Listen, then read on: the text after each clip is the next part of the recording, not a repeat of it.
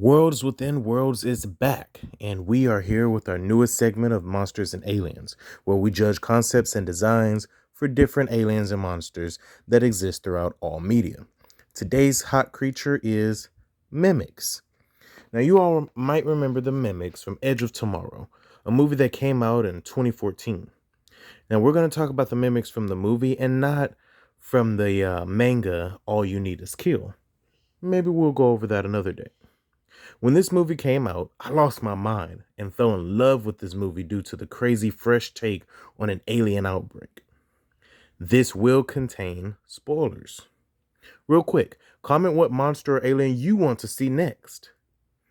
Now, as far as this monster, actually it's an alien. It falls under the category of, as said, aliens. And I say that because I did break down the monsters and aliens into different categories. Now, first off, let's talk about how it looks. His body is made up of hundreds, maybe even thousands of tentacles. They give off orange or blue light, depending on if it's a drone or an alpha, and we have not seen an omega yet. They have a set of teeth, and I think spikes that protrude out of its body whenever they feel threatened or they're getting ready to attack. As far as these looks, there are a lot of concept arts where they went under different designs before they came up with the idea of the tentacle look.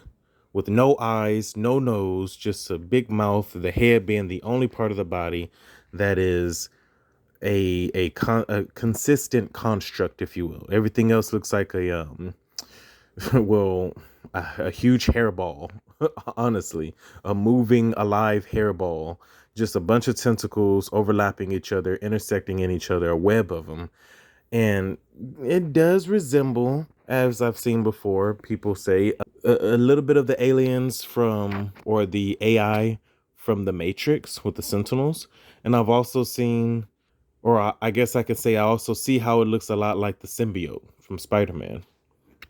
However, to me, it's still pretty unique how they did it. Like, it's not just it moves kind of like how you would imagine a symbiote moves, but extremely fast, maybe even faster, as well as it's very hard. It's not just a gooey substance. It's definitely a hard, protruding alien tentacle that can come out, and that might not have been the best way to describe that, but anyway, that can come out and kill whoever on a scale of originality or cut and paste, with the top original look being the alien, for me anyway, being the alien from Nope, and the most basic top basic example for cut and paste would be Paul from the movie Paul. This definitely hits original for me.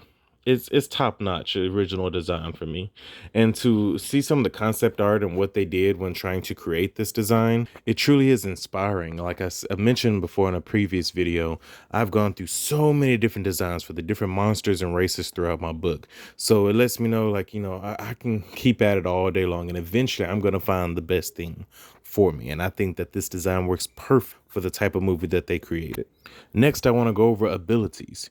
So just to jog your mind, if you've seen the movie and it's been too long, or maybe if you haven't seen it, again, I already said there will be spoilers in this, but they use a hive mind. Their abilities is that they are telepathic, for one, and the Omega species, it runs all of the rest of them. I don't recall seeing the Omega throughout the movie. Maybe it was through a brief vision or something like that. However, the Alpha keeps all the drones connected, also telepathically. And the Alpha almost works like a nervous system in which, first off, slowing it back down, the Omega has time warping abilities. And if the Alpha dies, the Omega resets time and keeps memory of the past life. Also, if humans come across the blood of the Alpha, they could trigger time itself and reset it as well. So it's a very intricate little design there when it comes to how time works in this movie, how the species works. You've seen a lot of hive mind species when it comes to aliens, but I think this one's pretty unique, being that it literally triggers off an immediate impulsive response, which is that the Omega just resets the entire day. I keep using the word very unique. It might have been done here and there with other little things. I personally have never seen a story with aliens that can reset time and is triggered through an impulse thing when one of their alphas die. I've never seen that. and it's pretty powerful to me. Very powerful. Telepathy as well as time warping. I can go on and on about that all day. However, we're going to move on to biology and get back to the time warping in a little bit. Now, they are all, like I said, connected telepathically. They don't seem to have organs, but do have a brain and blood. We know this because obviously you can't really be telepathic without some sort of brain organism in the body, or memory of some sort, especially because they can hold memory and keep memories in order to know how to defeat their enemy. They have blood because Tom Cruise's character is infected by their blood within his blood, and that's why he can reset time towards the beginning, starting from the beginning of the movie. They also have arms or legs for moving around and have extremely fast speeds and powerful tendrils, essentially, are what they are, to penetrate and kill. They got a mouth full of teeth that are not needed. And so obviously they have a head too. They're basically a head and just a bunch of tentacles. And they can sense prey or hear prey, probably through sensory organs, being that they operate like a brain and sensors already, because even though you don't see eyes, they can see their prey. I think at one point in the movie we even kind of get a glimpse of their vision. So even though we don't see their eyes, they use different types of senses to be able to see everything. They're kind of like a living sensory system that's just big enough on a scale that we can see it and be affected by it. Now, rating biology, again, on a scale of if it's how original is it, or is it just a cut and paste thing that we've seen before? And if the top example for original in the alien category for me would be The Thing, which I have to admit I have not seen, but I know enough of it to kind of get an understanding that has to how the biology of the alien from Thing works. And the top cut and paste example is still Paul. Just very much cut and paste, typical alien look. This is original. Oh, the biology and the abilities are extremely original.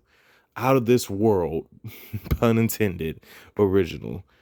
And yeah, to me, that's how you do it. That's how you tell an interesting alien war story. You go above and beyond, not the typical War of the Worlds, which a great movie. War of the Worlds is a great movie, and it worked for their typical settings. However, we've all seen the spaceships flying through, shooting up everything. Military got to go to war with it. But this movie, way before Tomorrow War, this movie was the first one to implement time within the alien atmosphere or the alien invasion. At least the first movie I had seen. Someone might correct me. Now we want to move on to the lasting impressions that it gave me. Man, these creatures are deadly and powerful. No one talks about how powerful the time warp abilities are. It makes them seemingly unstoppable. Imagine a warrior who can go out into battle, and when he dies, he can give his commanding officer exact details as to how he died. And then that officer resets the battle. The enemy has no chance, unless you're Emily and Tom.